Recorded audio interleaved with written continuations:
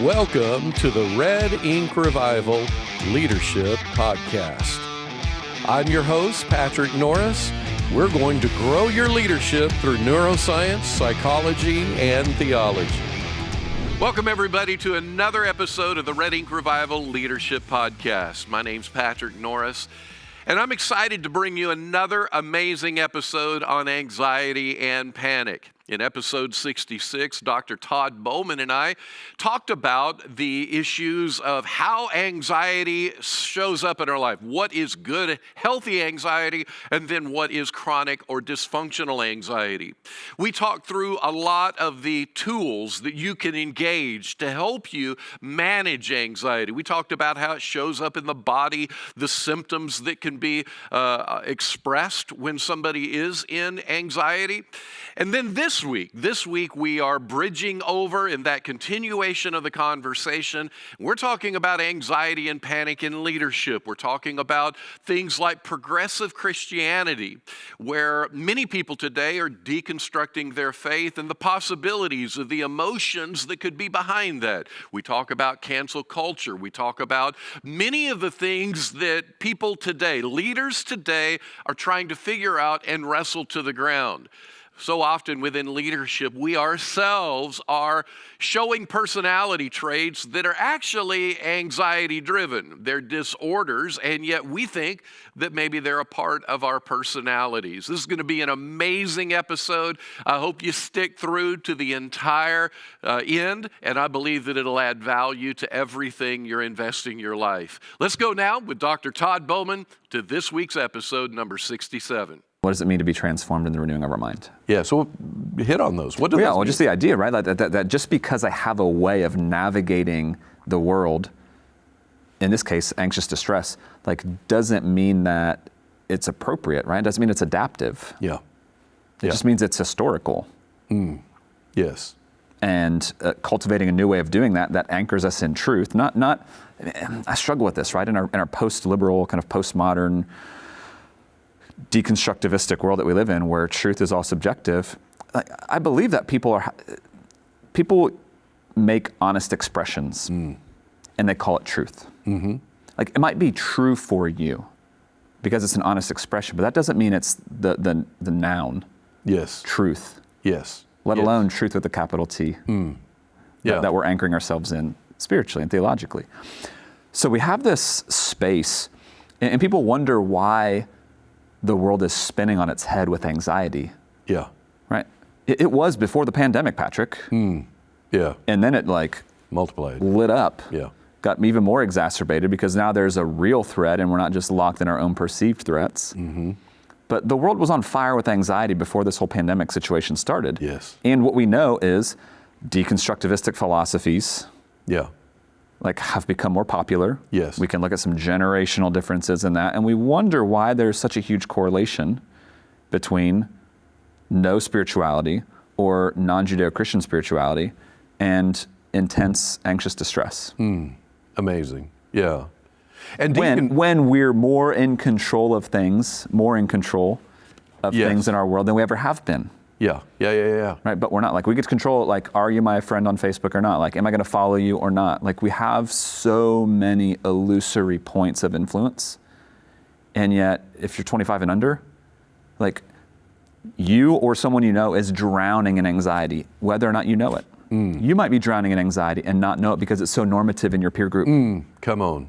And you've got insomnia, and you've got digestive issues, and you've got muscle pains, and you have headaches that you can't explain, and the doctor says everything checks out, you look fine. Yeah. Why is my chest tight all the time? Why is my heart racing unexpectedly? Or even eating disorders. Absolutely. That you eat too much, or you eat the wrong thing. I'm trying to fill myself, or I'm trying to restrict and control. Absolutely. Yeah.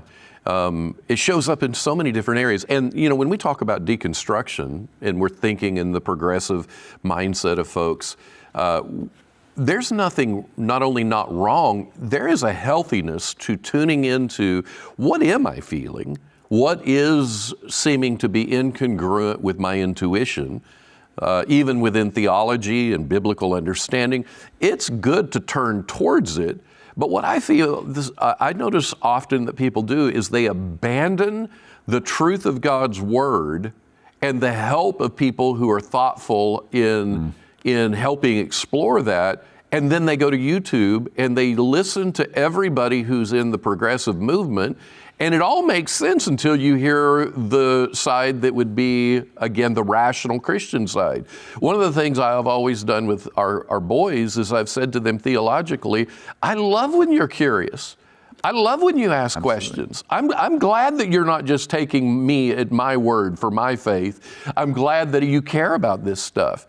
But what happens today, and we were talking about this the other day, that in psychological diagnostics, there is something called bipolar disorder or borderline disorder and personality disorder. And both of them have this feature in it of a person's brain has evolved or developed where they live in the extremes. So they are either happy, hyper, loving, or they are they are angry, hyper, disliking and hating.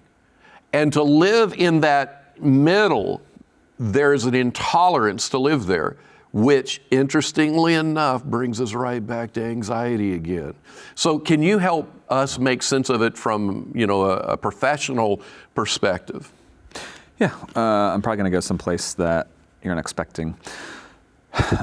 You mentioned shame and anxiety a little bit ago, and that's a place I've spent maybe the last 2 years really delving into, to the point that, Patrick, I'm convinced that shame is not a distinct emotional phenomenon, which kind of flies in the face of, like, we've got books written about shame, there's assessments on shame.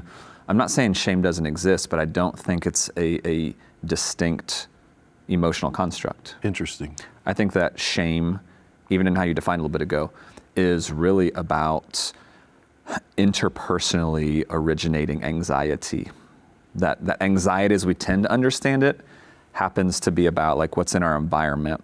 But there's something about shame that is awakened by way of anxiety, but then that anxiety gets turned against the self. So we can't address shame without addressing anxiety. Why is that important? Because I think we live in spite of affluence, in spite of mobility and professional upward mobility, in spite of longevity and physical life, right? Like we have so much that we've been blessed with, and yet we're a culture that is absolutely defined by shame. Yeah. Yeah. Because we're a culture that doesn't address our anxiety. It just gets turned inward. And then we're living out of this deficit mentality or this not good enough mentality. And then we go into comparison, and all of a sudden we're like, why does social anxiety, why does social media awaken so much social anxiety, kind of fear of comparison, fear of judgment? How does that load on general anxiety and the sense of shame?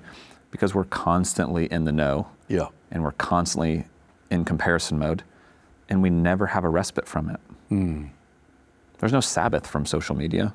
There's no Sabbath from cultural comparison. Like, we've eradicated that from our imaginations, even theologically in some regards. Yeah. Right? So we shouldn't be surprised that you went to this kind of place of living in the extremes in some of these diagnoses. Well, that's what we've conditioned our bodies to do. Yeah.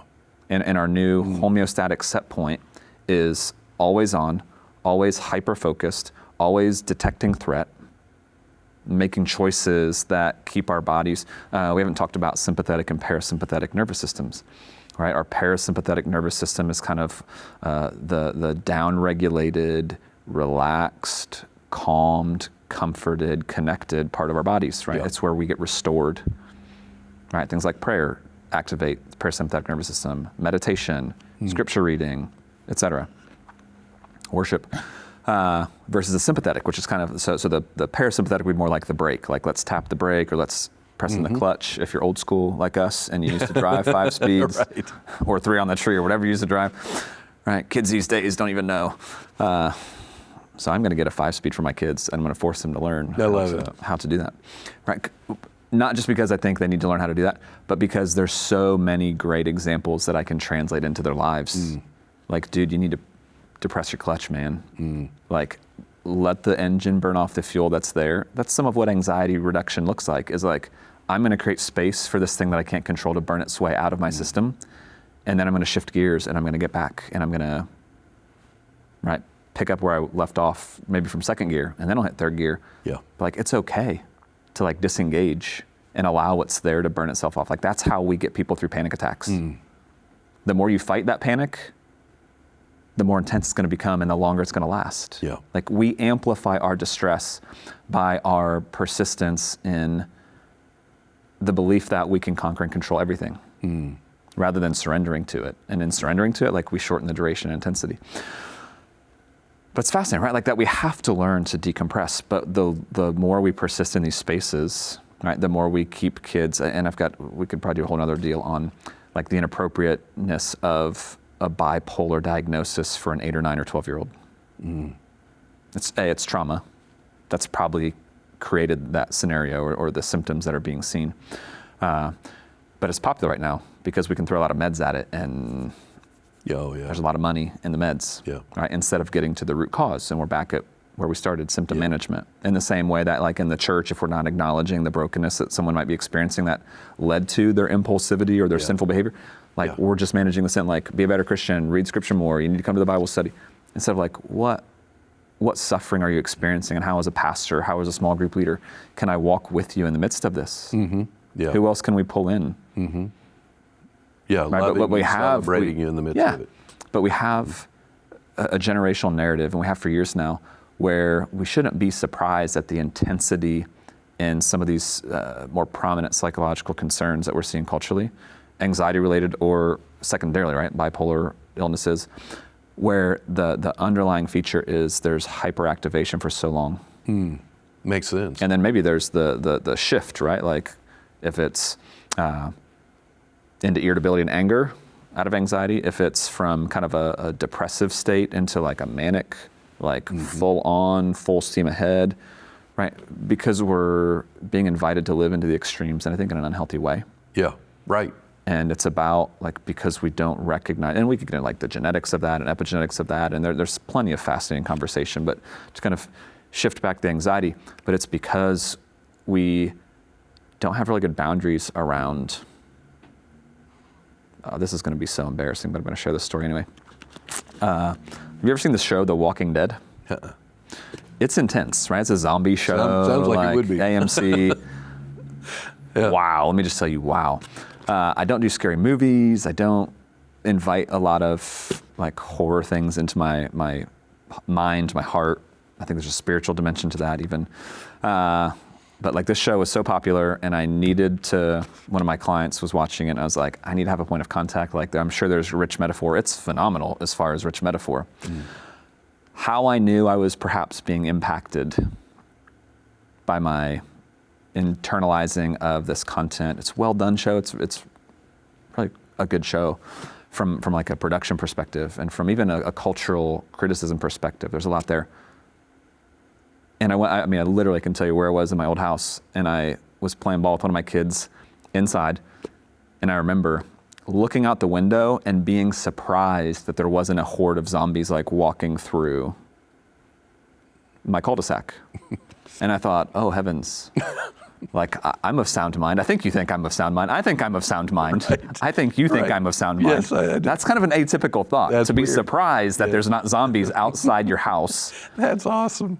And what it said to me was like, holy smokes.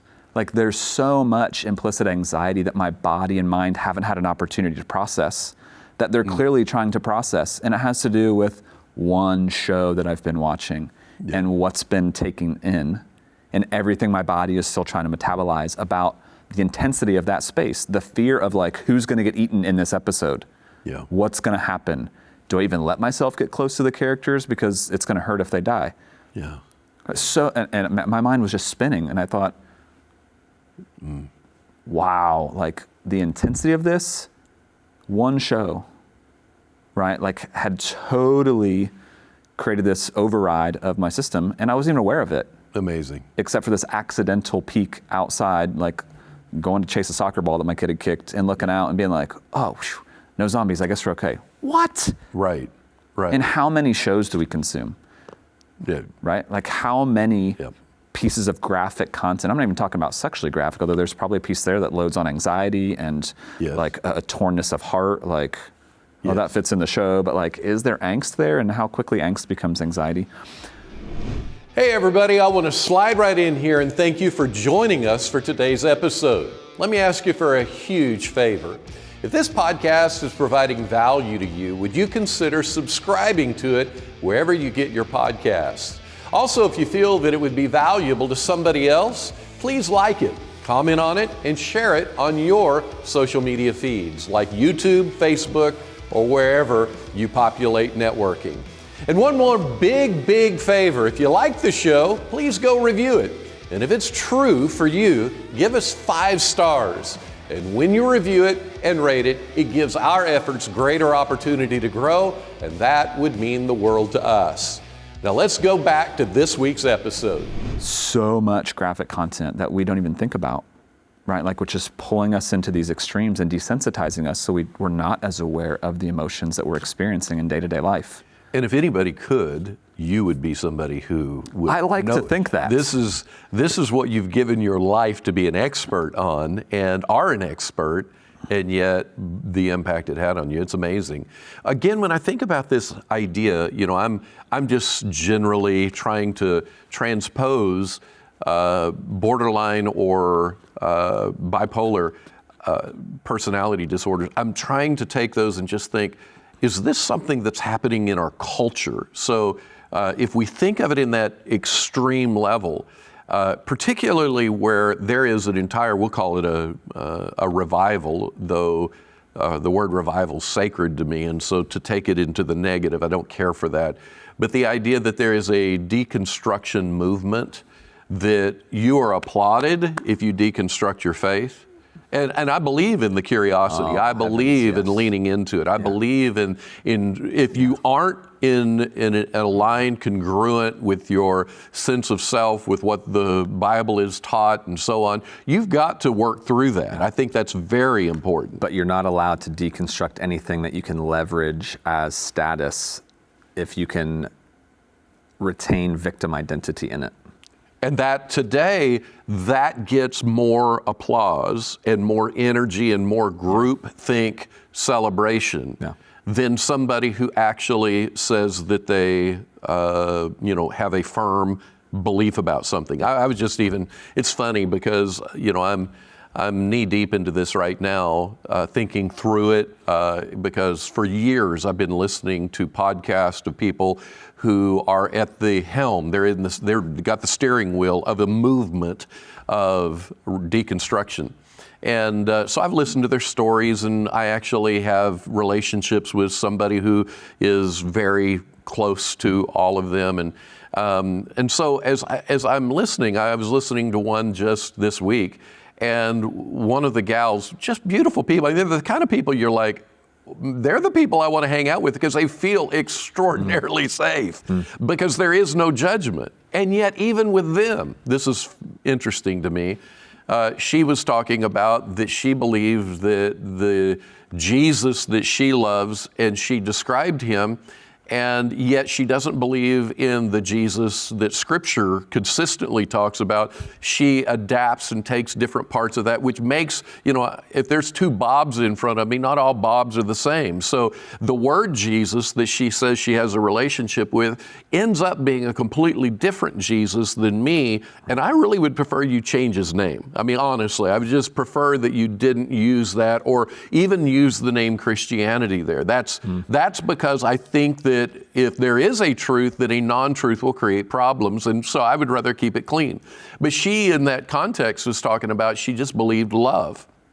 Love is the feature that she wants everything, so she believes in universalism. Every religion leads to God, and when talking about Jesus is the only way, he said, I am the way, the truth, and the life. She doesn't fully know what to do with that, but she says, I believe he was just talking about his identity and so on. And so there's some level of belief that that statement was a Jesus statement, but she doesn't necessarily fully embrace it. And this is where I thought it was interesting. The host of the podcast asked her, about something and then said, like if somebody decided with the Enneagram to make up an Enneagram God, it could, and then she interrupted and she said, oh yeah, I bet there's somebody out there who did that and it's crazy. And I'm like, you can't do that. You can't call anybody crazy. Right. It's like in our sexual addiction research and some of the things we've done. I remember reading about a lady who was, I believe she was a stripper. And her comment in the interview said that at least she wasn't a whore like a prostitute. And I'm thinking, you can't do that. Everything is graded on a curve. And so even those who say that because what we're talking about is truth again. Something is right, something is wrong. It's just that the sliding scale has been moved to where I always get to win. And the people that I want close to me, they get to win. But isn't that the nature of deconstructivism? Which I think, again, like when we don't have an anchor point, why is deconstructivism so important in our conversation about anxiety? Because we're anxious when there's no anchor point, where there's no truth. So good. And in deconstructivism, we're always right. Yeah. But just because we're right doesn't mean we're anchored. Exactly. Like just because we're right, and again, back to this idea of truth is not just an honest expression. Yeah. Right, like what you can say is true. You can, I guess, choose to believe that that's your truth. Yeah. But like, again, it flies in the face of the idea of the definition of truth. Yeah, absolutely. Well, I do think, so let's, with a degree, a heart of empathy, lean in on what is happening. So within evangelical Christianity, you grew up in the church, I grew up in evangelical Christianity, and there's no question you and I'd be like, there's some crazy stuff that happens in church life. Undoubtedly. There's things happen with church leaders, with church cultures, church systems that are just nuts, hurtful, and create trauma in people's lives. So when a person begins to assess that there's an incongruence between experiences in the evangelical culture and then what seems to be true and right internally, often what is happening is they're like, truth, and so hear me out on this, truth, as I have understood it, has seemed to disempower me. And because of me being disempowered for so long, I don't know how to reconcile my season, but to completely abandon the concept of a truth because it's what kept me oppressed. Truth itself has oppressed me, and so I have to deny that there is this objective truth. So let's talk about how that creates anxiety, and what would you say to somebody who's in that space? All that's like scrolling through my mind right now as you say that is, it's because we've lost the ability to say, I don't like this. And interesting. And still retain emotional maturity, resilience, and walking through that season. Love it. Like Job says, like, I don't like this is hard, and yet I'm going to be faithful. Yeah. Right? I think Jonah probably gets a bad rap, right? Like he says, I don't like this really specifically. Like, I wish I could just die, right? Like this feels unjust. Like I don't know how to reconcile this was your words, right? Like he doesn't know how to reconcile that, but he's at least expressive and communicative in his relationship with the Lord. Yeah. Right? What I see though, in that space of, what's the word I read the other day? We're gonna have to have another episode on this, kind of the ex-evangelicals. Okay. And kind of this like movement of people my age and younger that, to your point, are just abandoning everything they've ever known, framing it through a lens of justice and oppression. Yes. Because of maybe some of those abuses, or because of some of the projections, right? Like that they project cause or they infer intent when, right, like there's not cause or intent in any injustice. Yeah. But it's this exclusive lens that so much of the world is looking through right now. It's a biblical construct, right? We need to be looking at justice, and yet when it becomes exclusive, and I think even some of what resonated with me in reading scripture the other day from the book of Isaiah was saving justice, not just justice that I read in my NIV, right? But saving justice, which is different than the idea of justice, that saving justice has an intentional redemptive element to it versus justice for the sake of justice. Yes. And I think that's where our evangelical imaginations are right now. Yes, right. Because, to your point, somewhere along the way, like we uprooted ourselves from the nature of truth. Yes. And so what we're seeing in the church right now, I think, is a type of anxiety as well. The angst and the rejection of faith and ex-evangelicals is really a fear-based response because we don't know how to hold the tension of, I believe this is true, but I am not quite sure how to walk out this season that I'm in. Yeah. We don't know how to say, I don't like it, and persist in our faith. Let me jump in again and tell you about 2 amazing opportunities for pastors, spouses, and senior leaders of ministry that will increase your leadership. And they're both free. I'm talking about monthly Zooms and also weekly process groups. First, we hold a monthly Zoom event that is 1+ hours with Dr. Todd Bowman, a psychologist and human behavior expert, and me. We usually have around 15 to 30 other participating pastors, spouses, and leaders. The monthlies have been amazing to help pastors collaborate around tactics, personnel challenges, and even how to navigate our own inner world. The skills you'll learn and a newfound pastoral community will expand your leadership mapping with everybody you lead. These monthly Zooms happen every month on the second Mondays at 6 p.m. Central Time. And then the second opportunity for pastors and spouses is our weekly process group that spans for 6 weeks. In our weekly process group, we provide tools that guide you into your story and help you rediscover you, redefine leadership, redeem life, and redream ministry. Weekly process groups give time to open your stories as you collect the dots, connect the dots, and correct the dots. Attunement begins with you making sense of your story. When you live with mindful attunement to your story, you'll find that the people you lead will begin to also make leadership sense to you in profound new ways. Our alumni tell us that this is one of the most impactful experiences they have ever had. We place ladies in groups of 6 to 10, and also we put men in groups of 6 to 10. The value of the weekly experience is $900+ per person. However, in this season, we're offering it to you for free. You can see some of our alumni sharing stories on our events web pages. You can find out everything you need to know to get involved in either the monthlies or the weekly process groups by going to redinkrevival.com. I hope to see you there soon. What's interesting is you don't see anybody from other religions. I mean, I've been watching this for years. You don't see anybody from other religions convert to progressive Christianity. This idea that is so loose. What you see are evangelicals who convert to progressive. You don't ever see somebody who is, a Muslim, somebody from another world religion, or somebody who's not a convert at all. And that would be, dependent on what the community, because the communities, truthfully, they're very artistic, they're very kind and gracious, and they would be people I would love to hang out with. I want them in my small group. I just want people who can define truth.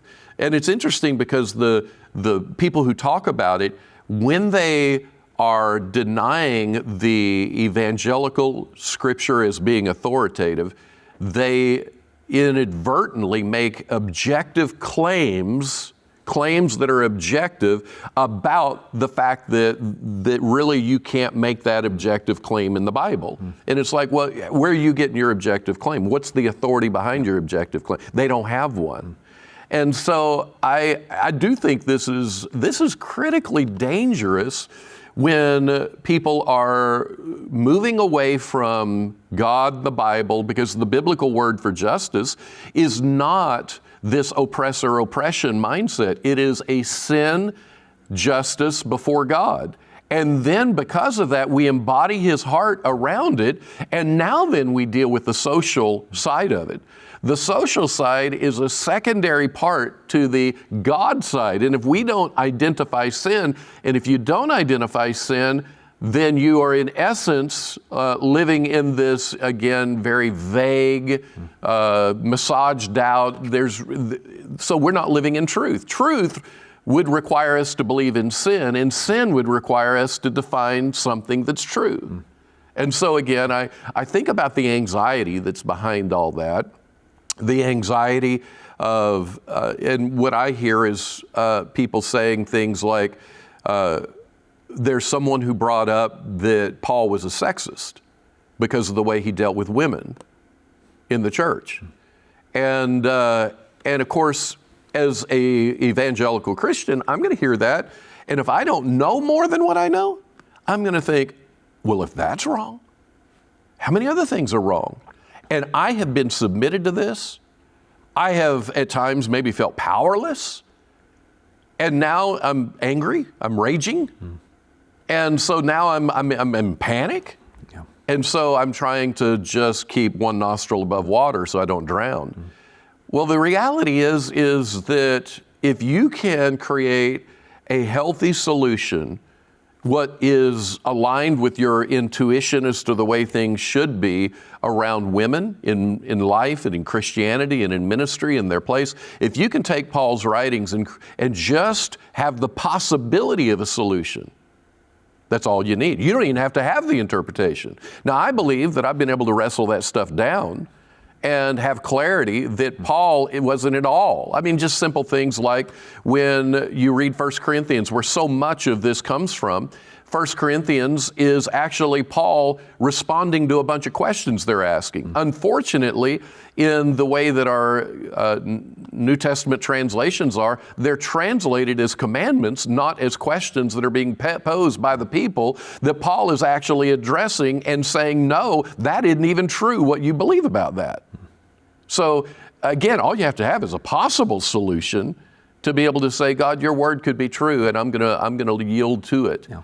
And submit. So this whole idea of anxiety, it shows up in so many different areas of our lives. Yeah. Do you want to hit more on that? Can we hit on a third? Because we've talked about kind of perfectionism a little bit. We've talked about workaholism as a maladaptive solution. I kind of want to hit one that is maybe more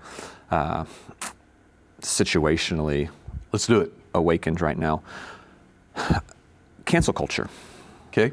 Right? Like when I see cancel culture, I really see an intense spirit of fear. Yeah. And I see someone who is trying to eradicate any space for having to hold tension. You mentioned holding tension, and I think, as a more Wesleyan informed theologian and psychologist, I guess I'm not a theologian, a theological thinker, right? Like the idea of the via media, kind of the idea of Hegel's dialectic, like holding truth as originating from 2 points, and that the truth is really it's very consistent with Hebraic philosophy and how Scripture's even written and passed down, the Old and New Testament.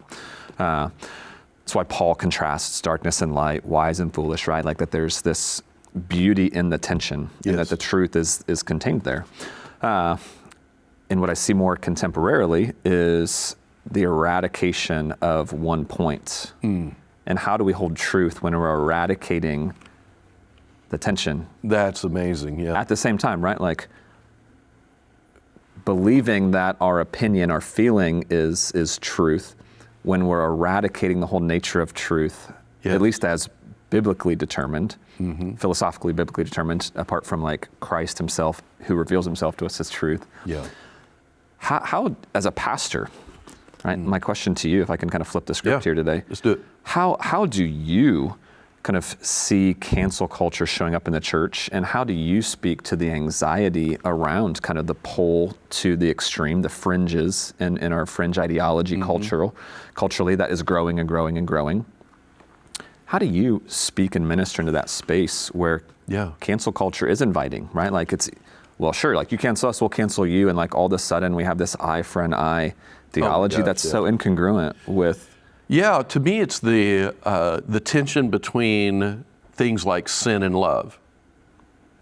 That sin has to be defined with a clear line, what is and what isn't. Love, for many people today, is purely acceptance. So if I'm going to accept you I have to accept you with whatever you define as sin, which may be different than me. And so what ends up happening is that this group that would be, I get to define what I think is good and bad myself, and I expect you to accept me, and if you don't, I'm canceling you. And then you have the Christian community who equally says that, well, I love you, but there's not this empathy or compassion. So let's just be honest, evangelical Christians started cancel culture. I mean, they were the ones who began it. I mean, I almost asked that question a few minutes ago. And you think about, Disney World a few years ago. They had LGBTQ Day, and Christians got all fired up to say, let's all strike against them and avoid them and, don't put our money there and et cetera. What is that? That's cancel culture. Yeah. But what if as Christians we had what Jesus was? He was grace and truth together, where we said, I want to explore you. I care about you. I value you, but as I value you, I'm going to require for me to hang on to myself. Right. I'm going to be differentiated enough from you that you can believe different, emote different, feel different, believe emotionally different about everything from sex, what is good, what's bad, what's sin, what's not sin. You can believe whatever you want. I'm going to love you no matter what. Love you being, I'm going to connect with you. I'm going to explore you. I'm going to care about your suffering, your pain. I don't have to fix you. But on the other hand, I'm also going to, if we're going to have a relationship and not just a monologue where you get the power, then I'm going to have to be able to say, I really want to have shared experiences, and you can't have a shared experience with me if you don't know what I really believe. Yeah. How would you like to reboot your personal finances this year? How would you like to take control of your money, turning small wins into big results? I want to encourage you to check out my wife Tina's financial coaching business at tinanorris.org. You might be wondering, what is a financial coach? A coach is someone who will personally team up with you to outline financial goals, inspire you with energy, help you stay focused on your goals, and so much more. You can do it all through Zoom, and she provides a free initial consultation, so there's no pain or cost to you for your first steps. Maybe you've been to several Financial Peace University cycles, left with great intentions, but struggled to execute. You need a trainer, a coach, another human that won't shame or judge you to help you stay on track.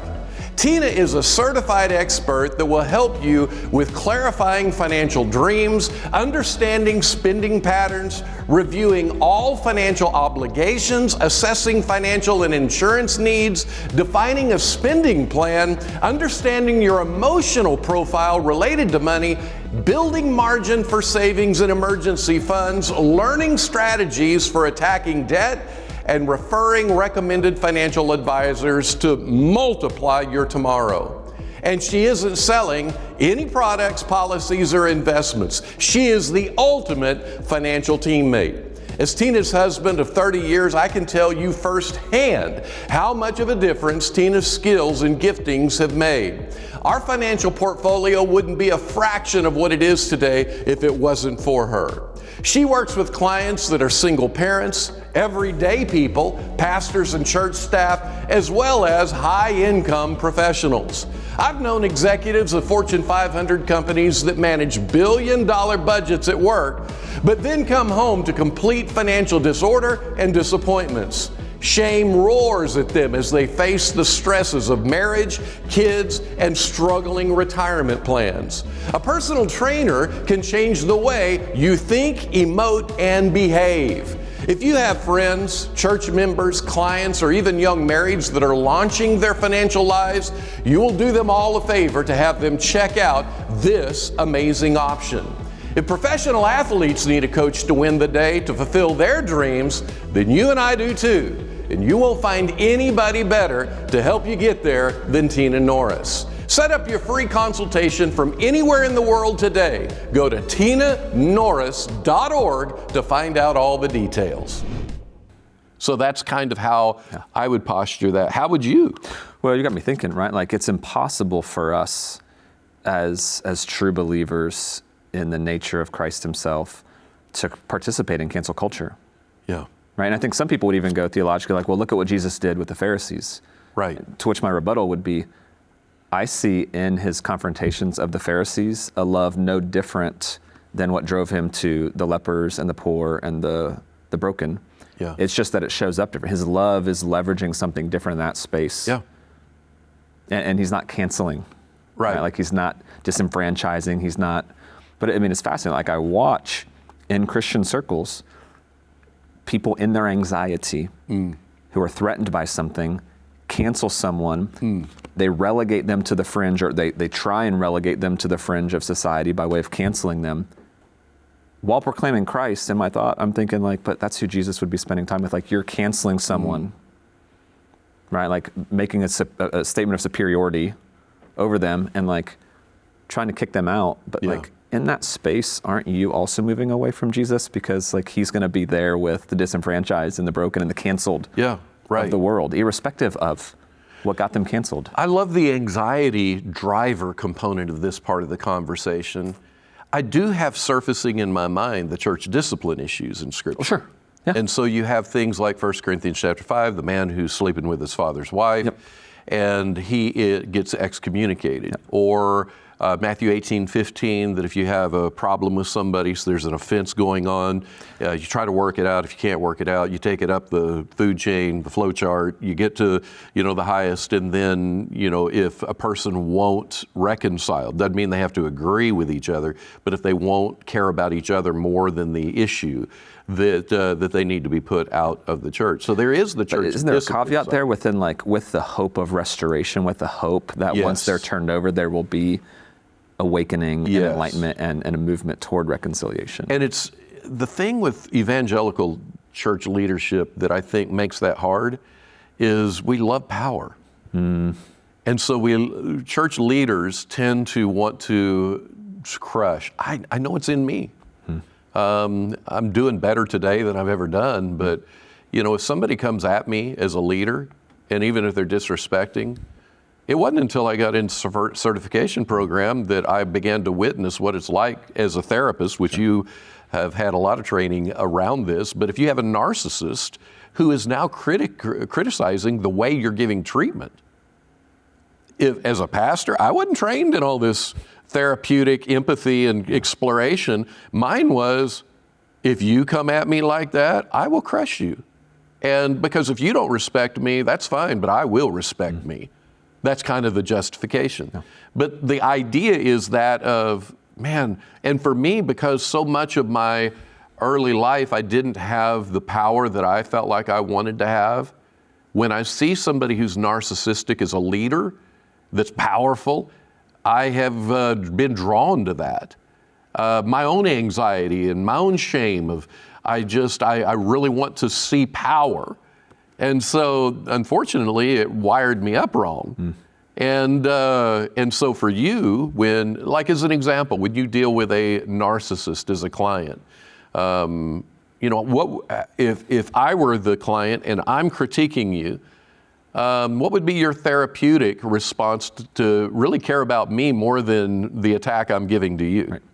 Yeah, it would be about empathizing with and making a statement around, I hear in that you really need someone to be as competent as you in something. And it's interesting to me that after years and years of training that I've had and hours in the chair, like, you're still more competent in your treatment than I am. And Beautiful. And then I'd move into boundaries, right? Like, so I'd honor, like, here's the reality, like, you're making a claim about my incapability.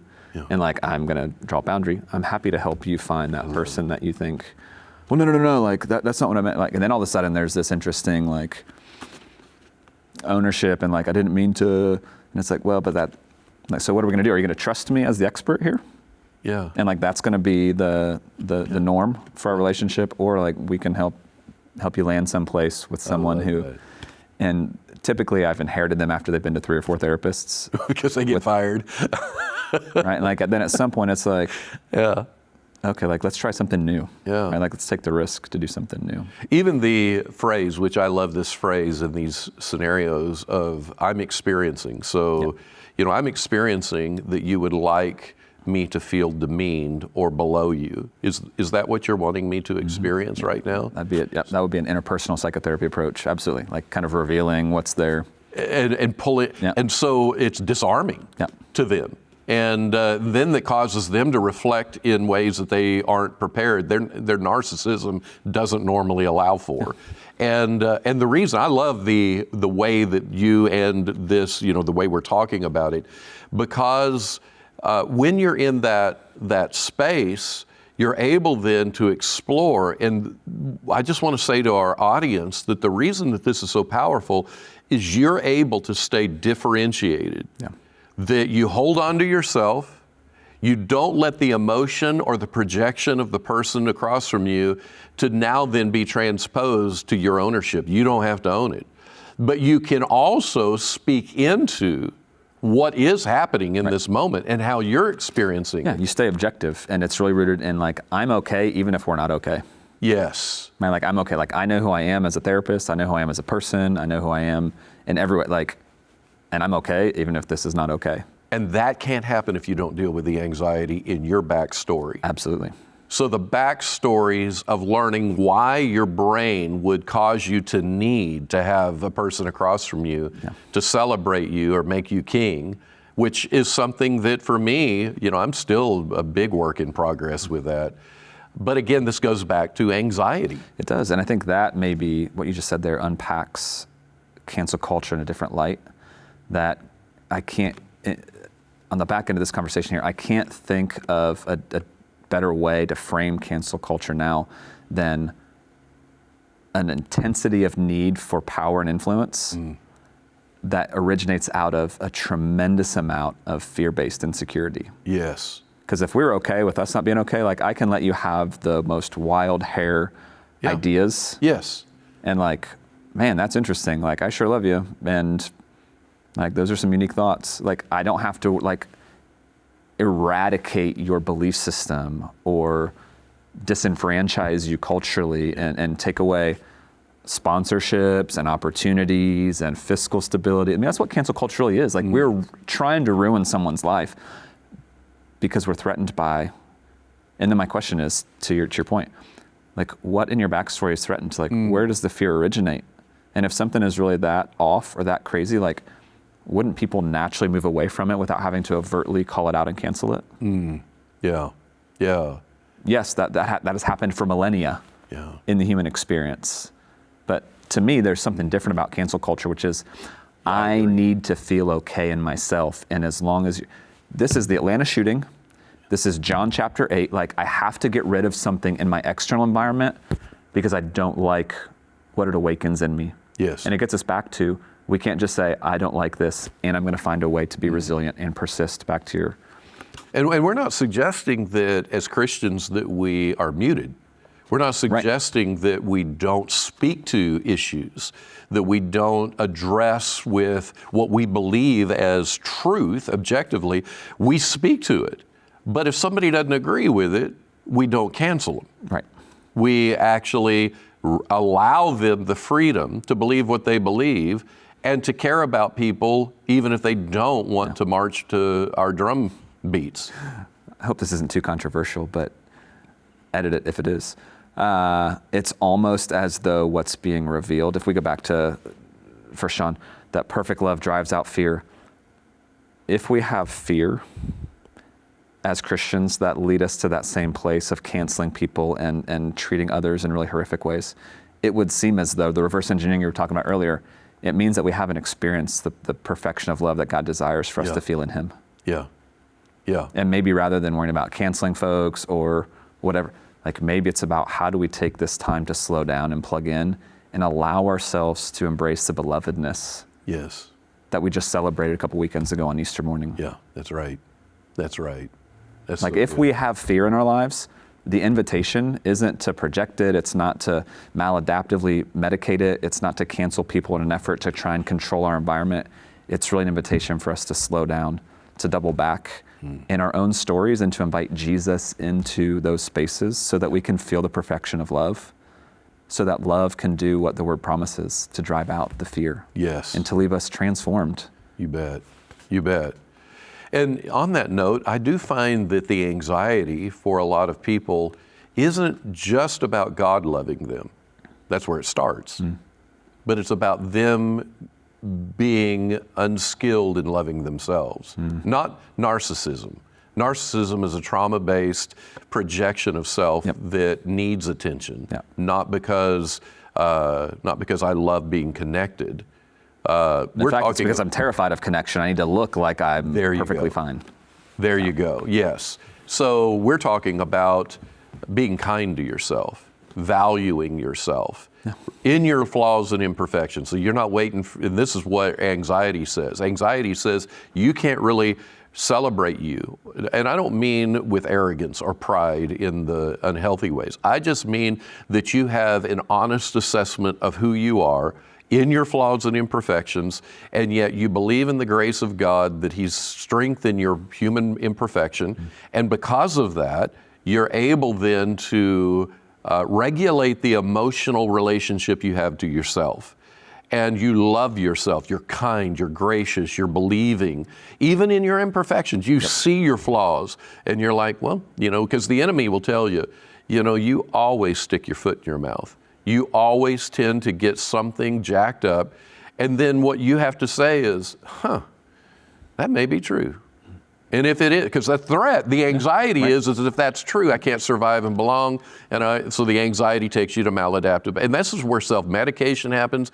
It's where people act out in so many alcohol, drugs. I'm talking pastors.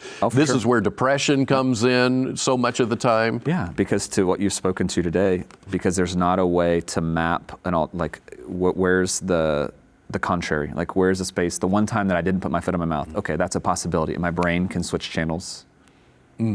Yes. Right, and disempowering the intensity of that lie, that fear-based lie around, is this true? Yeah. Like, what does this mean about me? And even I look at the people that my brain wants to compare to, and I'm like, I've seen them stick their foot in their mouth too. Not you, but others. Well, there's that one recording that I don't think got aired where I totally stuck my foot in my mouth. Oh, that's hilarious, man. Yeah, that's hilarious. But again, your brain goes to, if I can think of one person that I map out as successful, and they make a mistake or say the wrong thing or embarrass themselves, which everybody does, then it does calm that down. But the idea here that I think we continue to want to show is that this anxiety is showing up in so many areas. Hey, I want to invite you, if you are listening and thinking, I have so many questions I would like to ask. We would love to address your questions on an upcoming episode. In fact, we may do an entire episode on the one question that you have. If you will simply email us at redinkrrevival@gmail.com, we will catalog all of these questions, and we would love to be able to address the things on your heart and on your mind. So be sure to get in touch with us, and we'll take the journey together. I would like to lead into another feature that is not really talked about a lot, and I'd like to really pull out what you know around social anxiety. A lot of pastors, I can say this is true of me, but a lot of pastors, the pulpit is controlled. Yep. If I'm in a group setting where I'm speaking or leading or guiding, controlled. But you put me in an environment with a bunch of social interaction where it's peer related and I don't get to have control. I don't get to drive the moment. I can feel like the emperor has no clothes. Yep. And anxiety is there. And for me, when anxiety gets there, I talk more. So people think I'm more social. When you're just medicating the anxiety. It's exactly what I'm doing. Yeah.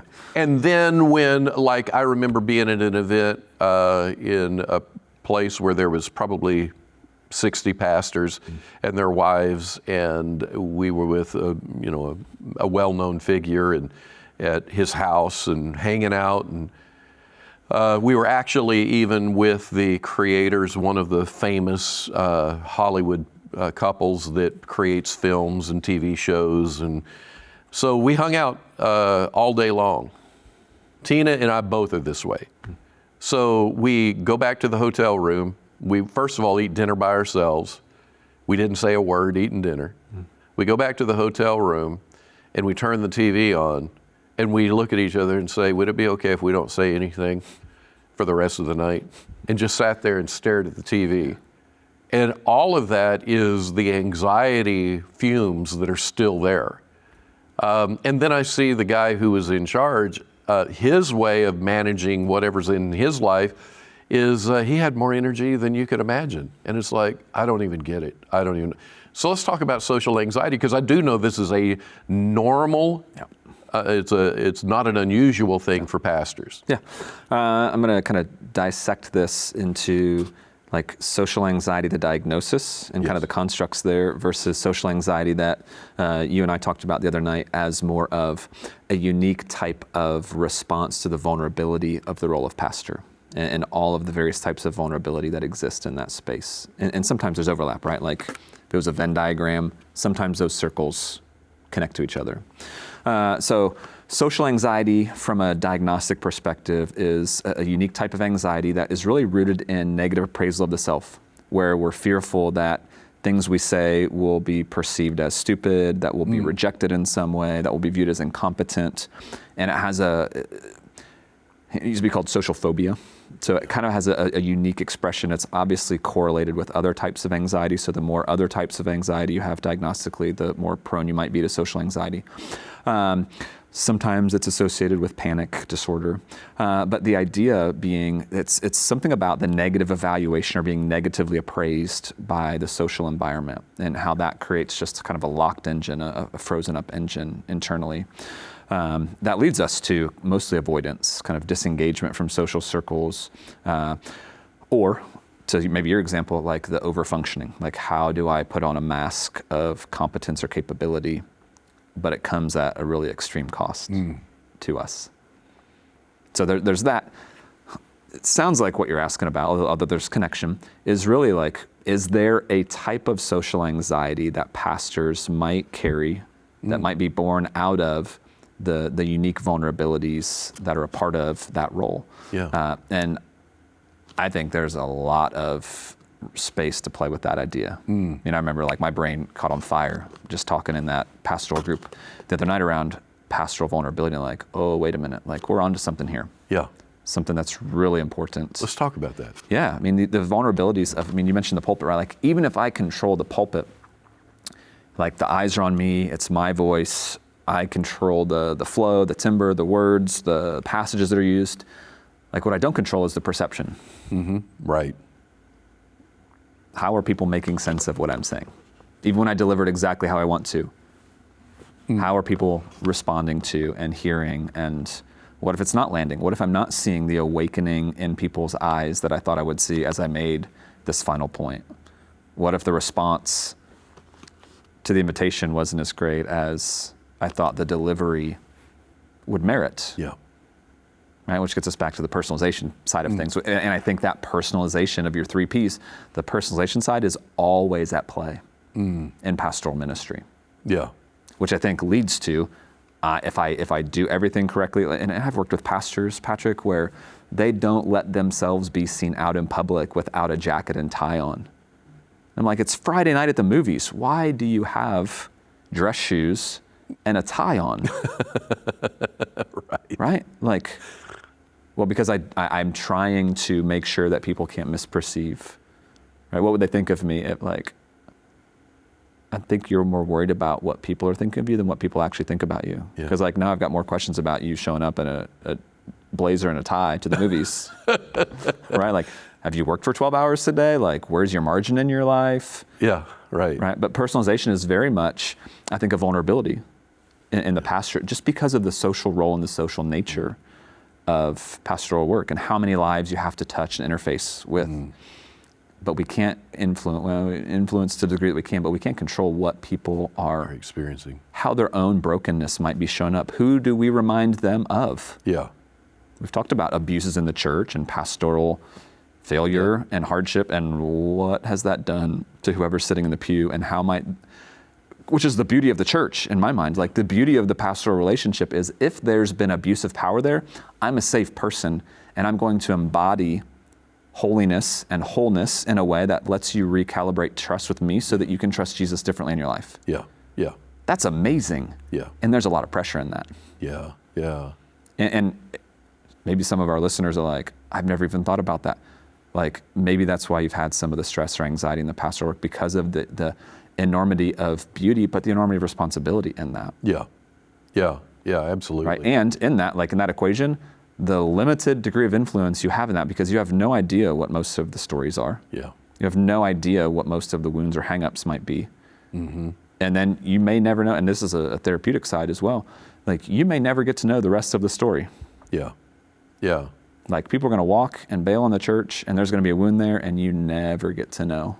No closure. And then there's out of that wound, how often is there anxiety in a situation like that as a pastor? Yeah, because there is a traumatic type experience of somebody that you, in your brain, have dreamed of doing life with, that you one day are gonna sit on the front porch in your 80s with them and share all the victories that you've had together, that you led them to Christ, you led their kids, you led their grandkids to Christ, you baptized them, you married them through the years.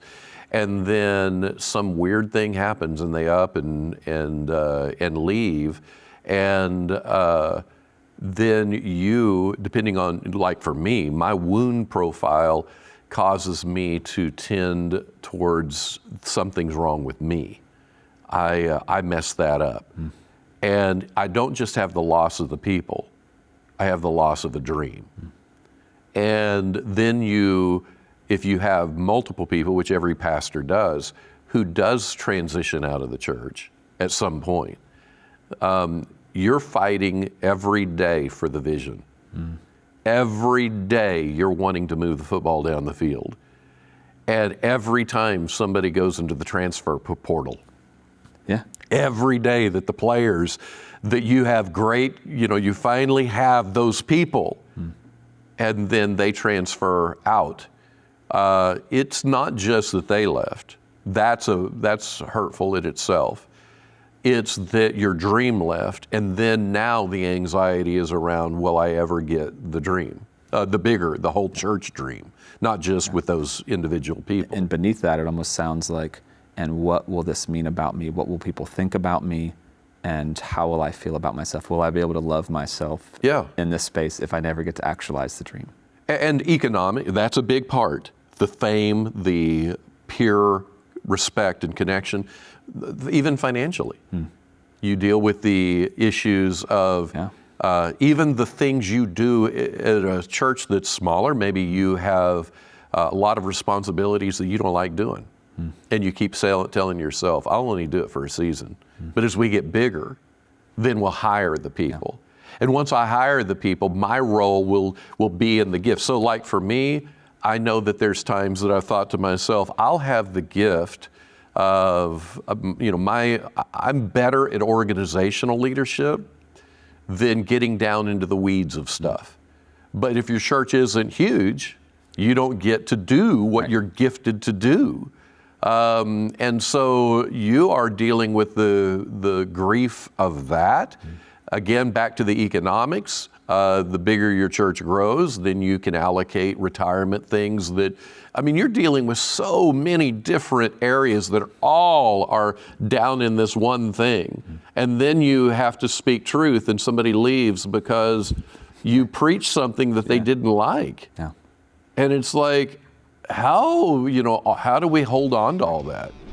Let me break in one more time and tell you about reddinkrevival.com, REDINK revival.com. I want to encourage you to sign up for our blog e-newsletter there, as every month it will hit your inbox with a provocative blog post with topics about theology, biblical architecture for emotions, and how understanding the human brain is so helpful in giving more insights to various biblical texts. We also will feature updates on our monthly events to help you keep up on the ready for everything that is available to you. Also, I'd like to remind you, if this podcast is serving you with valuable insights, to subscribe to the podcast. If you think someone else would benefit from it, please review it, comment, and share it on your social media platforms. If your friends are privileged to know what's helping you, who knows what God might do in their life with the same resources. That would be a gift to us, and it would be a gift to all your friends. We're holding you in our hearts and believing God with you for a year of supernatural increase. Yeah, like in that proclamation of truth, anxiety can be born, not because what you said wasn't true, but rather the implications of, like, if that person couldn't hold space for truth and decides to leave, that has direct impact on accomplishing the vision, the sustainability of the relationships, and depending on who leaves, right? If it's a prominent member of the congregation, like, what's the implication of that on the whole of the body? Yeah, because the other relationships in there, you watch them go through the rejection, the betrayal, or the feeling of I wasn't enough. So all of that gets multiplied again. Yeah. Reminds me of that movie, Jerry Maguire, where he's like getting ready to leave and he's on a tirade and he's like, who's coming with me? Who's coming with me, right? Like, maybe not all church departures go like that, but I always wonder, if that's a fear that pastors have is, when one family leaves, is there a fear that there's going to be 3 or 4 or 5? Well, because of the nature of connectedness in the church. Yes, and the least level of fear there is, do people assume that they were right to leave and now there's a shadow of a doubt what's going on that I don't know? They knew something because they were at the top tier. Yeah. They left. What do they know that I don't know? And it's like, as a pastor, you're never allowed to fully disclose the nature of the interactions. Yeah. And people have no idea the variations of what went into something. And so, it's amazing how quickly fear can take deep root. Yeah, absolutely. Especially when we don't know something, right? Like, there must be something else there. What don't I know? And then we go digging instead of, like, how do we just hold space for, okay, like, that's a decision that someone made. Like, I don't have to know, right? Like, I'm gonna root myself in truth. Absolutely. And it's, for me, I've gotten a lot of freedom over the years. It's still a work in progress. Don't mean that I've mastered it at all. But I have gotten a lot of growth out of it. And for me, it's all back to attunement. First of all, what am I feeling? What's going on inside of me? What's the narratives? I go through the identification of the threats and, endeavor to disrupt it with truth. I do all of that. But I have to say the truth that helps me the most in that space is redemption and knowing that Jesus became poor, that I through his poverty could be made rich. And the word rich to me is not this extravagant, exploitive kind of, my life is all about material stuff. It's the idea that in Christ and what he accomplished in redemption is that he created for me an accomplished fact of every need of mine would be supplied from now and forevermore. And so in redemption, I have a supply that is above and beyond even what I could imagine. And so I don't have to build my future on whether somebody left or not. I can believe that God will work it out for me. If I didn't have that, the anxiety would probably have gotten much looser and bigger in me. Yeah. So again, being able to just, process that. But even when somebody today, if they were to attack me or misunderstand me, I'm much better than I used to be. But still, the narratives do roll around in my mind. And when I think of what pastors have to deal with and leaders as a whole, that it's completely holistic. I mean, this whole part of our lives, and yet if a person doesn't turn back towards it and find out what it's telling them, they are going to have to medicate it.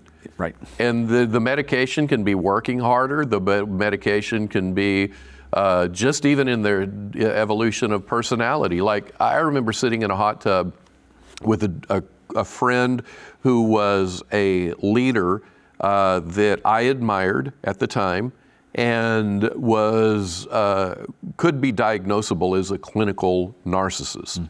And that's what attracted me to him. And I was the closest one he had ever, at this point, I'm the closest one in his life. I'm safer for him than many others. So there were just a few occasions when there was enough vulnerability that he let some true thoughts of himself out.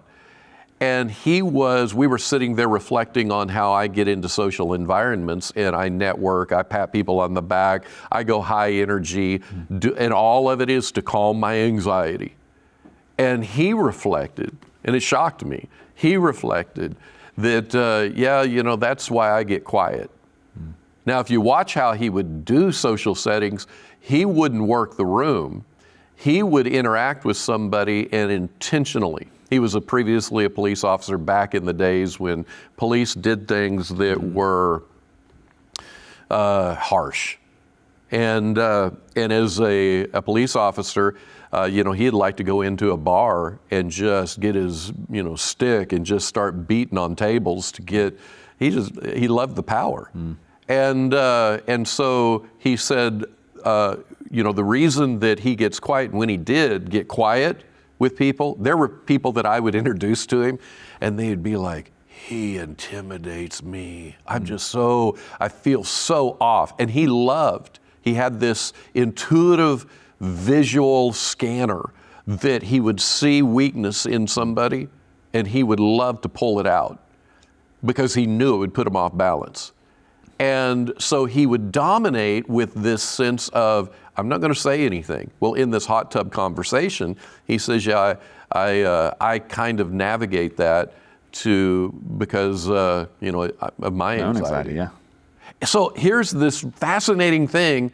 I hyper network, and he dominates, and it's the same anxiety. So, when you're working with leaders, because you don't just work with pastors, you work with Fortune 500 types, you work with people that are in so many different spheres of great leadership. And truthfully, a lot of leaders, even who've written books about being the great leaders and have fruitfulness, they are some of the most anxious people on the planet. How are you helping them navigate, like these pastors, with all these different factors that go into their role? What do you tell them? You might want to get into roofing houses. You might want to. What do you tell them? Yeah, it really gets back into kind of in that list of P's. Personalization becomes the space where the heavy lifting has to happen. It's tough to think about kind of the permanence of something, like, how do I get out of that? Well, if it's always about me, it's always going to feel permanent. Yeah, that's amazing. How pervasive, if it's always about me, it's going to grow and it's pervasive. So really focusing on, let's dig into your story. Let's go back into the spaces where the anxiety originated. What abuse of power left you feeling vulnerable? And you faithfully followed this call into leadership on a corporate side or in a church, but what are the as of yet unresolved wounds that contribute to that? And as we start to pull out threads and process pains, traumas, distress, right, the anxiety begins to quiet, and then there's space for our brains to do what God designed and intended our brains to do, which is where logic and reason, things like motivational interviewing and cognitive behavioral therapy, which unknowingly you described beautifully when you're talking about your own internal system that you've cultivated. Then you get to integrate horizontally, meaning the faculties of our left brain, like logic and linear thinking. It won't always be this way. I'm okay even though situation is on fire, or we're not okay. Right? Then our brains do what God enabled them to do, which is the heat of our emotional intensity in our right brain is quieted because there's a plan and there's an understanding and there's a reframe and a recognition. But a lot of that is dependent on new experience. And I think that is the variable that pastors struggle with the most is, am I willing to risk the vulnerability with someone else? I'll try and do it on my own. Am I willing to risk this with someone else and let them in that deep to help me process through this? Which is amazing. And if you've ever tried to lean into somebody and then there were power plays later around it, you have walls. Oh yeah, there's another layer of woundedness. I can say that for me. Yeah. It's tough, and then you get disappointed in so many of those different areas, but you've got to self-advocate. And Red Ink Revival really is for that. It's for the sake of having some way to have safe relationships that are skilled with processing you and your life. And we have these 6-week modules that I lead, where we get 6 to 10 either men or women, pastors, pastor spouses, and we hang out for a 6-week module to go back to their story, to collect the dots, connect the dots, and correct the dots. For me, it is the CBT, cognitive behavioral therapy, that has helped a lot, but it only brought me to a certain level till I dug down into the historical side. Yeah, it gets back to symptom management on some level. Yeah. It creates space, but then you've got to do the due diligence of tilling the soil, getting your hands into it, digging out whatever's there, so that there can be a more pervasive freedom. Like I wonder what would happen if maybe the ultimate reframe with anxiety is that calmness can operate by the same rules. Yeah. Right? Yeah. Like I'm in control of whether or not I'm calm. So like not only is the anxiety personalized, it must be me. Like I'm in charge of determining like how at peace I am in this space. Yes. I can project this calmness as this peace, that past understanding, as a more permanent dimension in my life, right? So I think there's something about the reframe, right? But we've got to clean out space in the soil for new things to take root. Yeah. But I think those 3 P's that work against us can actually be also features about peace and calmness and tranquility in our lives. I'm going to wrap this up, but before I do, there's 2 thoughts that hit me, and I'd love to hear your thoughts on it. When we think of boredom as an example, and as kids, they come in and they're like, I'm bored. Well, what is that? The whole FOMO, fear of missing out, the anxiety of I'm missing something. I guess I want to point out that that's anxiety that is driving 100%. But now then, let's take that into a leadership environment where a pastor likes to arouse people, the staff, with new ideas, he's like, I don't feel like we're doing anything, so I have to go in and stoke the fire, different than just casting vision. Because here's what the brain does. The brain in the listener or on the team is looking for predictability because it calms. There's no threat in predictability. So that if a vision is very clearly defined and then given measurables that can be celebrated along the way, all of that's predictable. But when somebody comes in, and I think I have done this in years of leadership, and you have to spike the punch, you have to come up with something fresh, something new, because the arousing of the emotions feels like I'm in touch with something, we're doing something now. When in reality, the entire scenario is anxiety, and there is no way the team is not picking up on the anxiety in the undertow, and their brain is perceiving what you just said as a threat, because now it's not predictable, and now what's this mean? And so the team loses confidence, and the leader has no idea why that is. Anxiety is contagious. Interesting. In that sure space, is, yes. what gets framed as like, we're going to do something good, and here's my thumbprint on the direction of the church and the identity of the church and the future of the church or organization, whatever it is, right? Like that anxiety that's driving that, unbeknownst to the leader, is absolutely polluting the leadership environment. Amazing. Anxiety is absolutely contagious. And so the person who's bored, or the person who finds themselves consistently going in, whether it's to their wife, and you have to tell your wife, if you're a male pastor, you have to tell your wife, hey, this is what we're going to do in retirement to spike the vision, or you're constantly with your team telling them about the next hill you're going to take, and it's all this anxiety management. You can't actually become healthy as an organization until you begin to dig into your own story to find out, why do I do this? Where's this coming from? Why is my brain programmed this way? and then begin to use tools to transform into the kind of healthy leader. Because the truth is that even the people who attend your church are attracted both to the healthy things in you, and they're attracted to the dysfunctional things in you. Familiar. So the people who come to your church often see the cracks in your personality, and they're like, well, the people I grew up with were jacked up around that too. That feels very familiar. So they come in. But what you end up having is a perpetuity, a multiplication of that issue in the culture of the church. I just find all of that fascinating. Fascinating. Yeah. Well, man, I think we've ridden quite a few horses in this rodeo, and thank you so much for leaning in with so many great insights. Our hope is that the listeners are going to take a bunch of things away in this, and man, just look forward to another episode. Thanks, man. Yeah, absolutely. It's always an honor to do it. And man, if there's one kind of launching point I could give to folks, it's whatever it is that you need to do to unplug.